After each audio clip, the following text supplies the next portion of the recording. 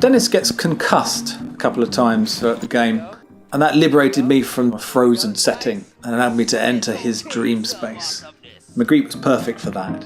He was one of the masters of challenging your perceptions of reality, and he would take ordinary objects and placing those in unusual contexts. And dreams do this, they often mismatch objects. When you start experimenting with that, your pictures speak 1,000 words, or they ask 1,000 questions. That's what makes that imagery quite poetic. And this all adds to Dennis's fragile state of mind.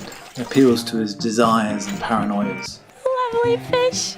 Kisses. What is this? They're gonna do it. They're gonna do it.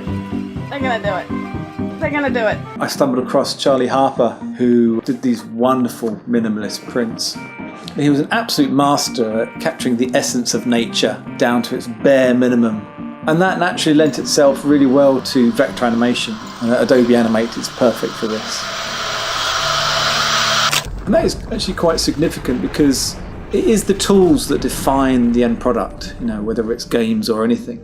The reason why Icycle feels so bespoke is because it doesn't adhere to a tile map or the usual restraints of platform games. Because it's free of considering how to design a level within a grid, the original limitations of the tool are why it's quite a static game. But then a static screen allows you to compose the image in the same way that you would film or a comic strip. So rather than scroll the player, I was able to set up the expectations of the player, change the scenery or change the situation and tell it in the same way that you would tell a story using the medium of film. So yeah, in some ways it was a real pain to do it this way, but essentially you end up with a very different product. And in Pretty Cold War, there's a section where you come across the brink of annihilation of two opposing sides. And that was inspired by the Christmas Eve in the trenches where they swapped chocolate and cigarettes. And I actually did a Christmas card based on that idea. And so I just fit that into the game. And it's probably the one screen where you don't actually do anything, it has no functionality. It's just a moment where you can sit there and soak up that moment in time before things would have really blown up.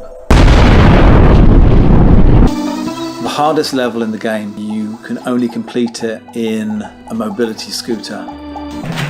The bingo level is the only one that requires luck. She loves me not. You pluck each petal, deciding Dennis's fate. And the coffee bean level is the only one that I can't actually play because it makes me feel sick. Coins, marbles, plastic bowl, some metal objects, a roll of masking tape and some door hinges were used to create the sound of a rusting roller coaster.